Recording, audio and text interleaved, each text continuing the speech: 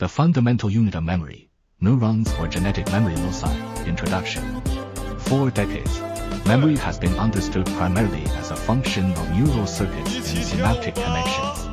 The prevailing view in neuroscience is that memories are encoded through synaptic plasticity, long-term potentiation, LTP, and the dynamic activity of neuronal networks. Yet, emerging research suggests that this perspective may be incomplete.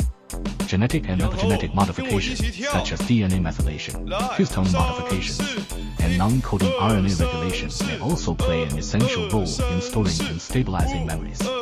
This raises a profound question: is the fundamental unit of memory located in neurons, or in genetic memory loci within those neurons, and possibly beyond? Memory at the neuronal level. The classical model of memory focuses on neurons as the primary storage units.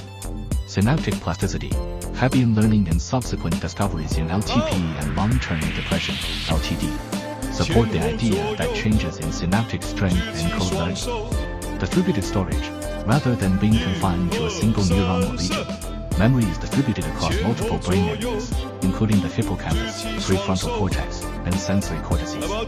Engram theory. Optical tagging experiments demonstrate that activating or silencing specific neuronal ensembles can elicit or erase specific memories. This model highlights the brain's circuitry as a dynamic and distributed memory storage system. Genetic and epigenetic memory hypothesis. Beyond synaptic networks, evidence points to the genome as a potential substrate for memory stabilization. Gene expression. Learning requires de novo protein synthesis. Blocking transcription or translation disrupts memory consolidation. Epigenetic modifications.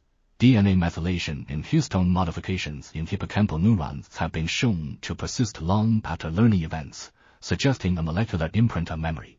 Transgenerational effects. Studies in rodents indicate that traumatic experiences can lead to heritable changes in behavior via epigenetic inheritance, raising the possibility that memory traces may extend beyond the nervous system. This leads to the hypothesis that genetic loci may act as molecular memory points, complementing neuronal activity patterns, reconciling the two perspectives. A dual system model may best capture the complexity of memory. Neuronal activity provides fast, flexible, and dynamic encoding of short-term and working memory.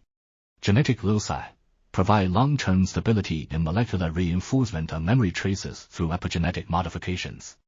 Interaction. Neuronal activity induces changes in gene expression, while gene-level modifications sustain synaptic architecture and ensure persistence of memory over time. In this view, neurons and genetic loci are not competitors but collaborators.